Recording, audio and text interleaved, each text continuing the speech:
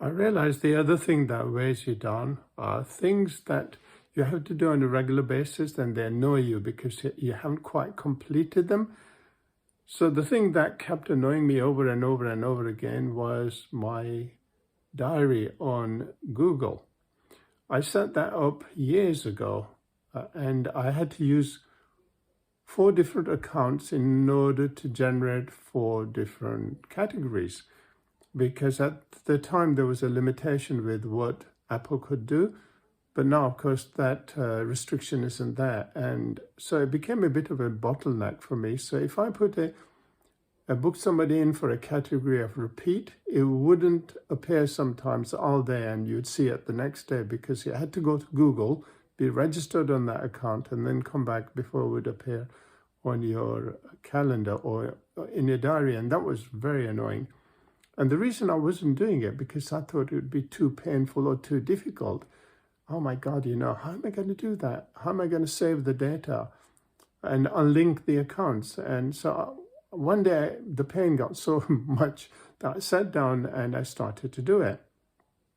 And to my surprise, I found that there was a way of exporting the information from a particular account, from a particular category, and then you can then import it from your saved data into the new account with the new category. So I set up some new categories, did that, and literally within 4 hours, it was done. And then I disabled all of the accounts. So I see everything in my main account now, which makes putting this information on other systems so easy. So I put it on my wife's phone, so if I am not looking at things, and she can see what's happening in my diary and she can let me know.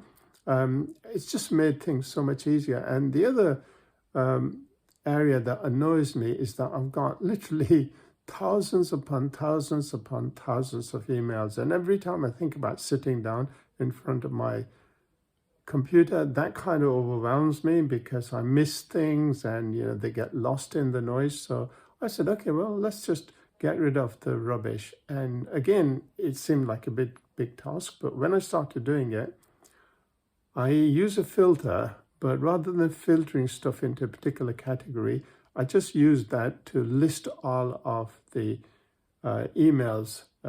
Say for next door neighbor, I don't need historical information from her going back like 10, 20 years. So I just list them and I just delete them because I'll still get the new ones. And I've gone through each email as it's come along, like the energy companies, some multi-level marketing companies and so on. Well, why the hell do you want to keep on to stuff years and years and years ago?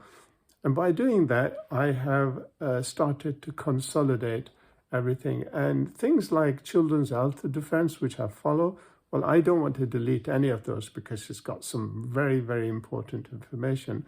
So I can actually save that in an area where I can look through the emails again, but all new emails will end up in the inbox.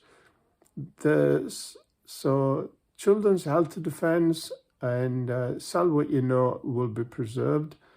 And then stuff from Dr. Jen Butte, and some of it is very informative. Of course, I'm not going to delete that. I'm going to keep it under category Jen. And before too long, I will actually have an empty mailbox. And then what I'm going to do is to get my wife to take ownership of that. She can actually look at that on a daily basis so it doesn't get as messed up as it is now. And she likes doing that. So if anything shouldn't come in front of my eyes, she can delete it. She can archive it so I don't have to get overwhelmed with too much rubbish, and I can see the wood for the trees. So that's really what I learned and I've implemented.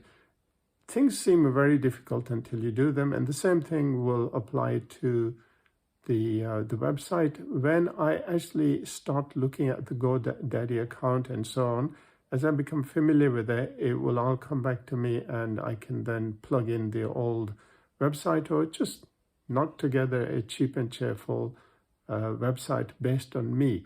One of the things I learned with this course is that it all has to be about me. So yes, it's called Life Principles, but what I'll try and do is it will actually be about me. It'll have my photograph on there, it'll have my bio data. So the more stuff I put there about me, the better it is. And the other thing I'm going to do is that each category will have a small amount of text, so not a huge amount, just a small amount of text, and then it will have a video explaining that category that I will do. So as people look at that, they will actually build a rapport with me. Because even now, after running this business for the last 20 years, what actually gets people to me isn't the website, okay? It's not because, I look good on camera or anything like that. People come to me because they trust me, because other people have had therapy and they've benefited. So they actually come by the word of mouth, or they actually trust me, have seen me, my web presence for the last 20 years. And so it's all about building that personal relationship with people. So the more they know about me, so I'm going to put my full bio data, put stuff there about when I get married, when I got married, and I can put some old photos in there. When I go on holiday, even if I go to a car boot sale, I can put that in, because then people start to follow you. So what you're trying to do is to build a rapport. So doing regular YouTube videos is good. Give them something nice for them to build a rapport on you.